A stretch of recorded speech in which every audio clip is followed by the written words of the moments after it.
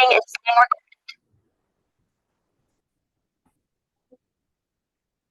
Hi, everyone. Welcome to our latest Graphic Arts Alliance webinar. We're really excited to be here today with Actega.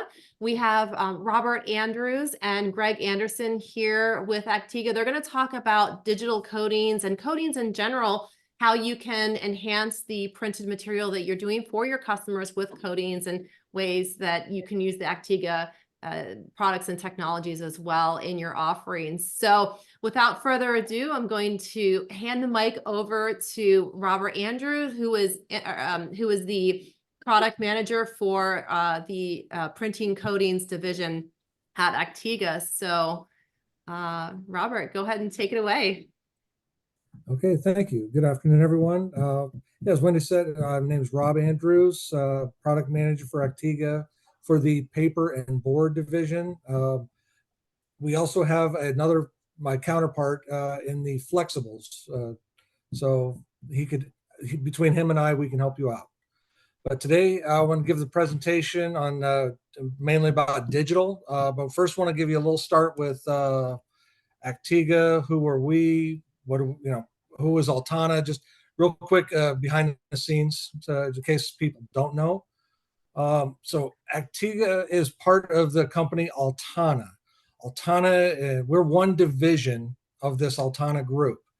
Other groups within Altana include BIC or BYK. Some of you may know their BIC additives. Some may know their BIC Gardner instruments. There's also Eckhart. They make the silver and gold inks and pigments. And last is Elantis, who is into wire enamels, electronics, electrics, etc. So within Actega, we are a division that is 11 companies worldwide, two in North America. There's 7 in Europe, 1 in Brazil, and 1 in Foshan. So we have global support and global product lines, which is great to help us. We have R&D labs in the US, in Brazil, and in Europe. So we have all the support we need there. But within the Actega business line, so as I said before, I handle the paper and board. That's also for publication, commercial printing, barrier, blister, some tobacco printing. Other groups, like I said, handle flexible packaging. That's the Flexo, Mark Andes, Bill Peters, things of that for labels. And then we have our metal packaging group that does cans and metal packaging, really. They have the sealants, the closures, compounds for those. So it's a very large company. But moving on to the meat of today's presentation, the digital coatings and primers. It's a growing market, as I'm sure you all have seen, and it's growing by leaps and bounds over the last years. It's amazing. Got some numbers I'll show you here. According to Precedence Research, pulled this graph from them. Now, they pulled the digital printing market by basically every type of ink, even including dye sublimation. But also by different printing, even including laser printing, also for the textiles, glass, ceramics. So this is a broad overview. Couldn't find anything specific to our market, but what I've seen within our market, it really is a lot like the growing trend here, from $26 billion in 2022, in 10 years is expected to nearly double to 51.5 billion. So a lot of growth in this market, a lot of reasons to be in digital and to be working with it. Within our market, I generally look at it as there's really 4 basic types of printing, digital printing.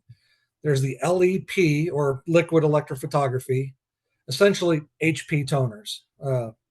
There's the DEP, the dry electrophotography, and that's the producers like Konica Minolta, Xerox, Canon, Ricoh, Osei, etc. Quite a few of those guys. There's inkjet technology. And within inkjet, there's continuous or drop on demand. But those use UV curable inks, water-based inks, solvent-based inks. And the newest one that's coming out is Landa, which I kind of throw into its own group because their printing application is very unique. It's the nanographic printing. It's where they basically print onto a heated blanket, then transfer that onto the paper instead of going directly onto the paper or substrate, I should say, not just paper. So I want to kind of dig into, where do coatings come into digital? Why use coatings? Well, there's some digital print that requires a primer coating underneath. Without that primer coating, the digital print doesn't work, or it smears, or doesn't adhere, spreads out too much, etc. A lot of business, though, too, is for the top coating. We use the top coatings are there for durability, for visual appeal. A durability example, is mailers. If you ever send small mailers through the post office, without a coating on there, those wheels in the post office, when they're shooting down the chutes, those wheels spinning 1,000 miles an hour, and they scuff up the paper and ink because it doesn't slide well. Put a coating on top of it, the coating will protect that and keep that mailer looking good, so when it comes to the final consumer, they get to see something that looks all right. So then how can Actega help? What can we do if we need coatings?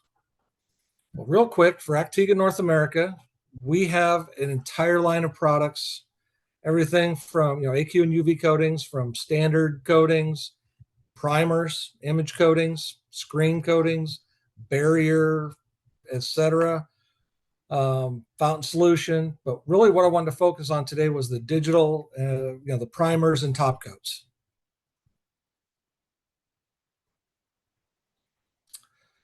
So our coatings for the various types of printing, for the liquid electrophotography, we've got the AQ primers, AQ top coats, specialty coatings in AQ, and then UV curable top coats and specialty coatings.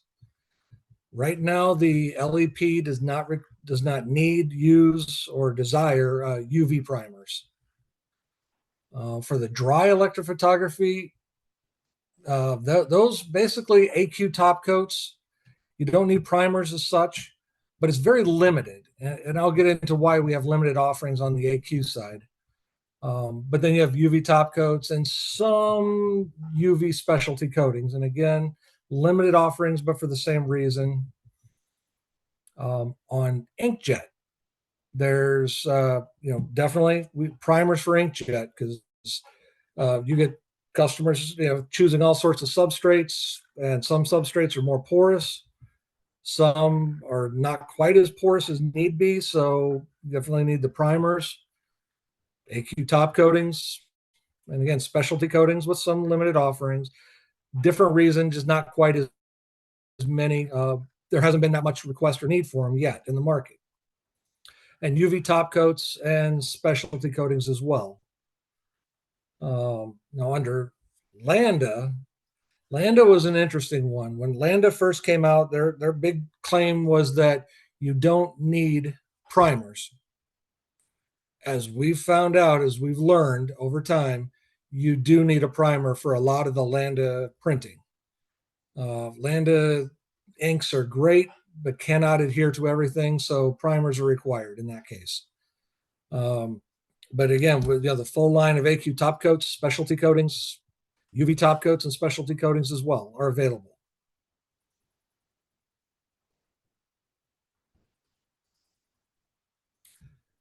Generally speaking, and this is very generally speaking, our coatings are applied by analog applied. They're not digitally applied. You don't usually run coatings through the inkjet heads. So, but the types of coatings, for the LEP primers, that's for the HP primers, you're generally using an analog to apply the coating at about a 1.8 to 3.0 BCM. Just it's a very thin layer, just enough to get great adhesion. Other primers for something like a Landa, or even if you had to for the DEP or for the inkjet, pretty much standard issue analogs or roller coater, 5 to 8 BCM in that range will get you a good primer. AQ top coatings, pretty much the same, as a normal sheet fed press or flexo press would run, in the 6 to 9 BCM range. AQ specialty and UV specialty, again, it's coating dependent, of what film thickness you need. On the UV top coats, again, pretty standard, an 8 to 11 BCM if you're running an analogs. Now, if you're running screen application, we have screen coatings as top coats. Those will, between a 355 and a 420 mesh. We don't want to go too crazy with those. So moving on to this is some historical knowledge we've picked up over time, some tips, hints, tricks, do's and don'ts. What we've learned with the LEP, LEP digital, the primers are generally required. Unless you can buy some pre-prime sheets, or there are coatings that we have available even that you can put the primer down inline, near line, or offline. Beyond that, the toners are real easy to handle. Coating over them, getting great adhesion, working with them, it's pretty simple, pretty straightforward. It's the easiest of the group to deal with. The DEP, now this is, again, reminder, Konica, Canon, Ricoh, Xerox, etc. Those toners are either made with very low melting point polymers, very similar to wax, or they're made with very high melting point polymers. And they have to be melted at such a high temperature that the heating drum needs to have a fuser oil put onto it. Well, that fuser oil is silicone. So right there, the DEP is breaking one of the two basic rules of coating. It's don't use wax, don't use silicone. That's what but there are some hints and tricks to get around it. One example is, heat the toner. If you can heat it up, IR lamp something, pass it through a UV lamp first. Warm it up to around 100 to 110 Fahrenheit and immediately coat it. You generally get much better adhesion. It softens up the toners just enough for the low melt point ones, or it kind of helps flash off some of that silicone in the high melt point. Generally speaking, I'm using that word real loose here, gluable, hot foil stampable, and many specialty coatings are unlikely to work with the DEP print because it's either difficult to get adhesion or it's really difficult to wet out. As I said, for example, with the high melting point polymers where you've got that silicone fluid on there, dyne level of that print can be as low as 20 dynes. A gluable hot foil stampable coating, dyne levels around 35, 36. So it's not going to wet out. This has become one of the toughest parts for the coating guys to work on and work through. As far as inkjet printing, the inkjet, a primer may be required. It's oftentimes needed. A primer is really required either for the inkjet to gain adhesion to the substrate, or just for the inkjet to print and have the proper spread of the dots. And generally speaking, again, inkjet printing needs to be individually evaluated for top coatings. Some inkjet inks have a very low dyne level, making them more difficult to coat. Some inkjet inks have a very good dyne level. They're very easy to coat. But just because it's, inkjet type ink A, maybe one works, one doesn't. So really should be individually reviewed. Now, as far as Landa, again, as I said, primers may need to be used. Not always, but they may need to be used. Now, the digital top coats, specialty coatings, and gluable, stampable coatings here, like the LEP toners, are more accepted. Landa printing is very good for that. And the last comment to make here is that, with all digital printing, just like all printing, really, proper drying of the inks and toners is absolutely required for the best adhesion. Just like with your conventional alkyd inks, if they're wet and you put a coating on top that's really hard, the coating is not going to have great adhesion, so they need to dry. And last comment was, the substrate choice and or use of a primer should strongly be considered, especially if a UV coating is going on top.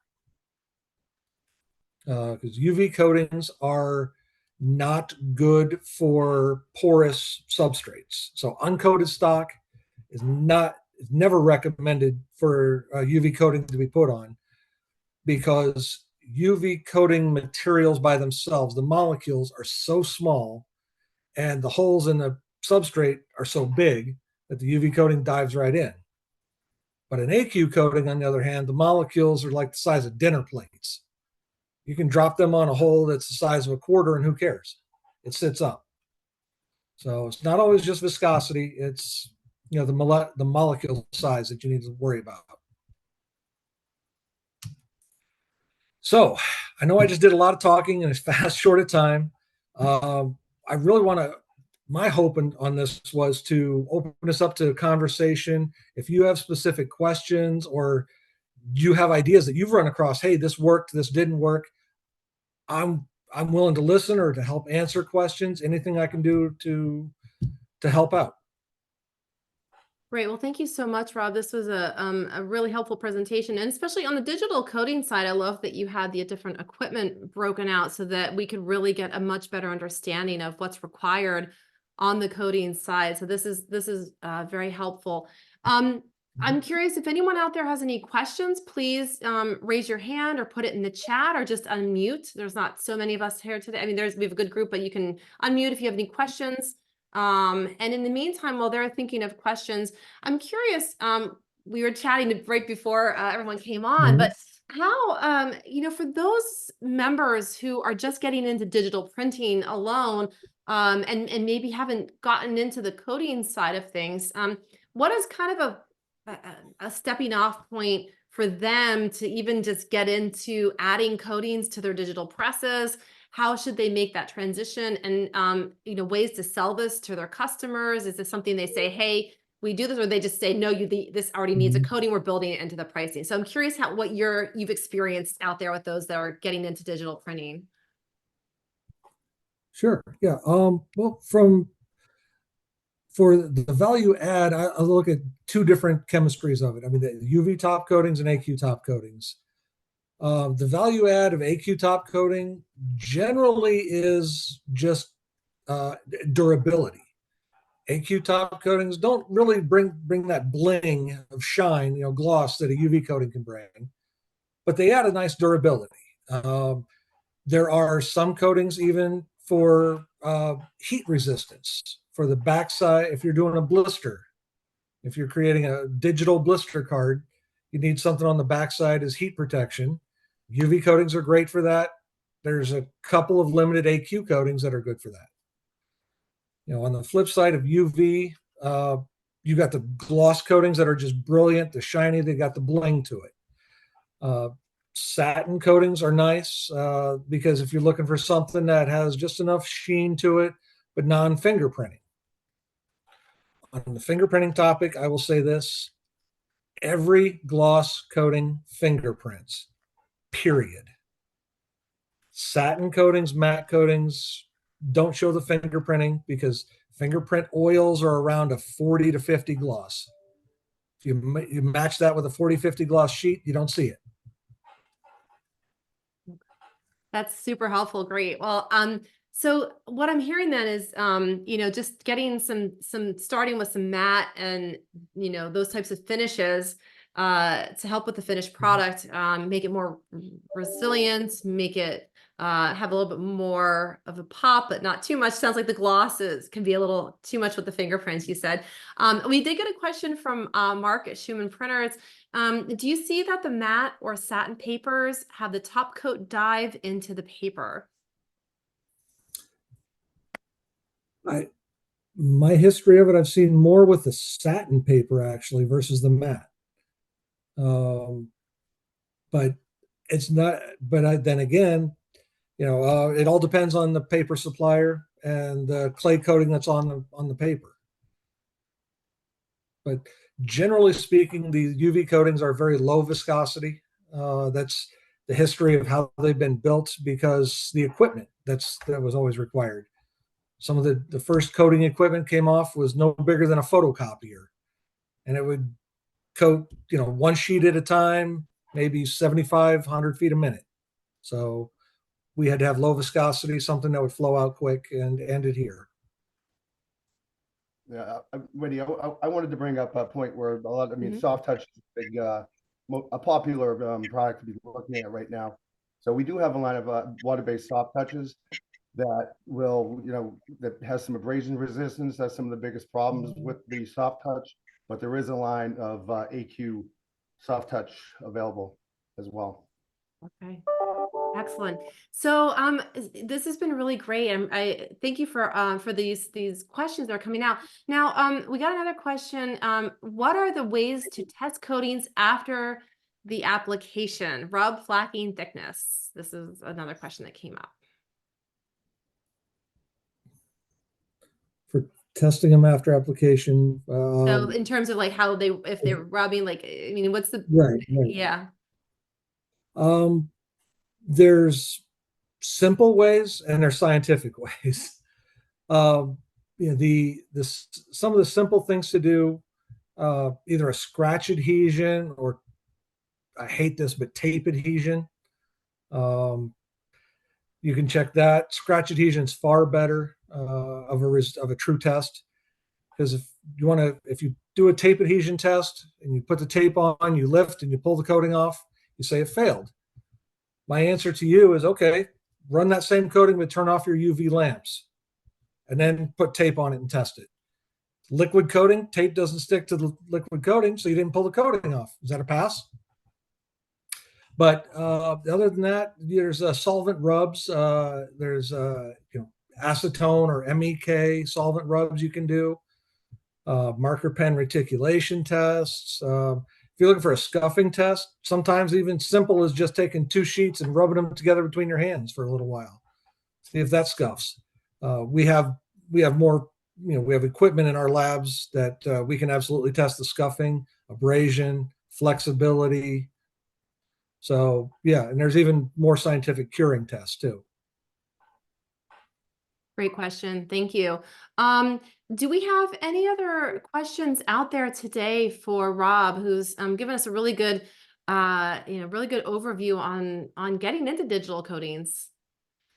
And Rob, like I said, I think, not all of our members are kind of have really gone into this area, and some of them may not even be on this webinar today. So is there, if they have questions, certainly you seem to have the equipment down pat on the digital side. It seems like you have a pretty good sense of what's required on the equipment side to and make it successful, make sure that it's going to adhere properly. So for someone coming into this, can they just contact, you and Greg and let them know what you have and what they have on their floor, and then you can make some, suggestions for them? Wendy, I'm gonna chime in before Rob does. On this situation, what we should do is, if a member has questions and so forth, is to contact a local salesperson, because we have a process of entering information into our system so that it can be evaluated by the lab. So definitely, you could reach out to me. I can forward you to correct salesperson in your region, or I can handle it myself. That's the best way to handle any technical requests. Okay, excellent. Very, Yep. very good. Great. Oh, we got another question that just popped in, but Rob, did you want to answer that question first? Mhm. No, Greg hit it right up. That was it. Okay, perfect. Hamza, would you recommend Corona treatment for HP indigo inks? We have hairline scratches that still occur after UV coating when there is a dark ink coverage like dark blues and blacks.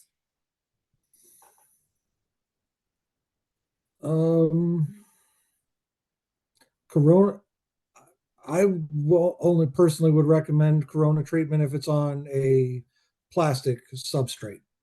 If you're talking on paper, I don't think Corona treatment would be needed at all. Really, it sounds like I mean, the scratches on the heavier coverage could be a formulation weakness. Could be maybe there's a mechanical issue, some specific little something is rubbing on it in a spot. Without really seeing it more, it's hard to say for sure. But generally, formulation can handle a lot of that. We can cover. The formula can cover is a good band-aid. Great, Hamza. Hopefully that answers your question. Are there any other questions out there today? So it's good conversation going here. Some good questions coming through. Any other questions out there? If there's no other questions, I definitely want to thank Rob. Do you have any kind of last comments or anything else that you'd like to share with our members and the audience out there today? No, being the product manager, I'm lucky I don't have to try and sell. I just give away the knowledge. So Excellent, great. And other than if you have questions, please call us. We'll be glad to help you. Excellent. Greg, any last thoughts before we wrap up here today? No, I just mean our salespeople are all technical salespeople, and between everybody, we've had a lot of experience with people trying to do different things with digital, whether it's inkjet or primers and so forth and so on. So there is a wealth of knowledge within the sales force. So your local sales guys, depending where you are, all have quite a bit of experience. I mean, I think the average tenure for some of our salespeople is 8 to 10 years. I mean, that's probably an average. So there's a lot of experience out there. And please feel free to tap us anytime you need for any information. We have a broad network. We spend a lot of money on R&D. Our ability to determine what's good and bad for your application is a wealth of knowledge. Excellent. Great. Well, thank you again, both of you. Rob, thanks for a great presentation and helping us get a little bit of a better understanding of the digital coatings market. And for everyone that joined us today, thank you for joining in on your break, and stay tuned. Everyone have a wonderful day, and keep an eye out for the next upcoming GAA webinar. And you can visit us online at YouTube, the Graphic Arts Alliance channel, if you wanted to catch any replays. Have a wonderful day, everyone. Thanks.